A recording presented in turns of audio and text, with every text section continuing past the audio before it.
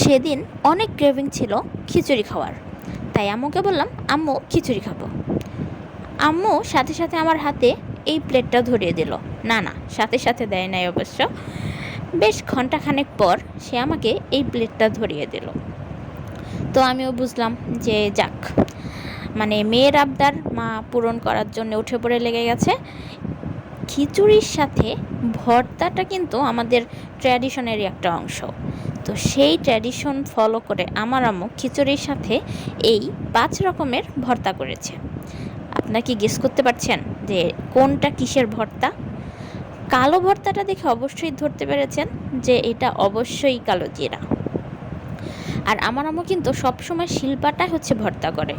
আমি অনেক সময় বলি যে ব্লেন্ডার ইউজ করি, ব্লেন্ডারে হচ্ছে ভর্তাটা করে ফেলি, কিন্তু না, সে গতানুগতিকভাবে সবসময় শিলপাটাতেই ভর্তা করতে পছন্দ করে, ভালোবাসে। আর আমরা বাঙালিরা মানে শিলপাটায় ভর্তা কিন্তু মানে আমার কাছে মনে হয় এটার টেস্ট একটু বেশি হয়। আপনাদের কি মনে হয়? কমেন্টে জানাবেন। তো চলুন এখন আমি আপনাদের সাথে শেয়ার করি যে এই 5 রকমের ভর্তা কী কী ছিল। আই থিঙ্ক আপনারা অনেকেই বুঝতে পেরেছেন যে কিসের কিসের ভর্তা হতে পারে। তো আমি হচ্ছে খিচুড়ি নিয়ে নিয়েছি অলরেডি, কারণ আমার অনেক ক্রেভিং ছিল খিচুড়ি খাওয়ার। কি করব, তো আমি ফার্স্ট ট্রাই করলাম কালো জিরা দিয়ে।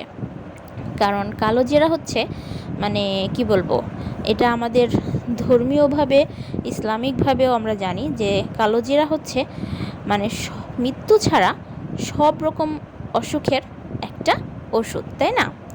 তো সেদিন কালো জিরা, এমনিতে বেসিক্যালি সত্যি কথা বলতে আমার কালো জিরাটা খুব একটা ভালো লাগে না, কিন্তু সেদিন কালো জিরা ভর্তাটা এত ভালো লেগেছে, মানে কি বলবো, বলার বাইরে। অনেক অনেক ভালো লেগেছে, অনেক অনেক মানে টেস্টি হয়েছিল।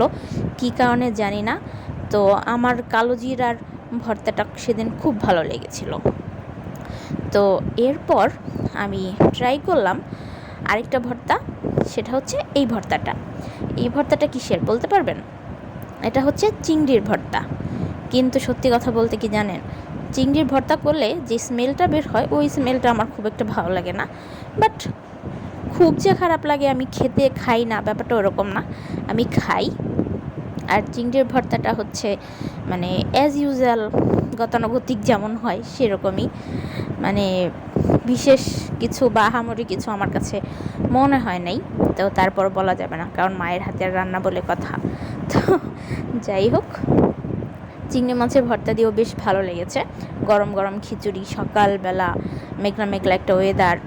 তো আমি থার্ড টাইম ট্রাই করলাম ধনেপাতার ভর্তা। ধনেপাতার ভর্তা মানে কি বলবো, এটা তো অনেক কমন একটা জিনিস। বাংলাদেশের মানুষ ধনেপাতার ভর্তা খাবে না আর ভর্তা খায় না, এটা হতেই পারে না। তো আমার আম্মু সবসময় মানে ভর্তা করলে সেখানে আচারের তেলটা ইউজ করে, সে কারণে ভর্তাগুলো অনেক বেশি টেস্ট হয়। আচারের একটা স্মেল থাকে, আচারের তেলের একটা ক্রেভিংস থাকে। তো সব কিছু মিলে আসলে অ্যামেজিং ছিল। তো এখন আমি যে ভর্তাটা ট্রাই করছি, বলেন তো এটা কিসের ভর্তা বলতে পারবেন? কি পারছেন? এটা হচ্ছে সজনে পাতার ভর্তা। আমার সেদিন আম্মুর সাথে হাঁটতে বের হয়েছিলাম, হঠাৎ দেখি সজনে গাছ। তো আমার ছোট বোন আবার কিছু সজনে পাতা নিয়ে এসেছিল, তো সেগুলোকেই আম্মু ভর্তা করেছে। সজনে পাতা কিন্তু অনেক ভালো, অনেক ভালো আমাদের স্বাস্থ্যের জন্য।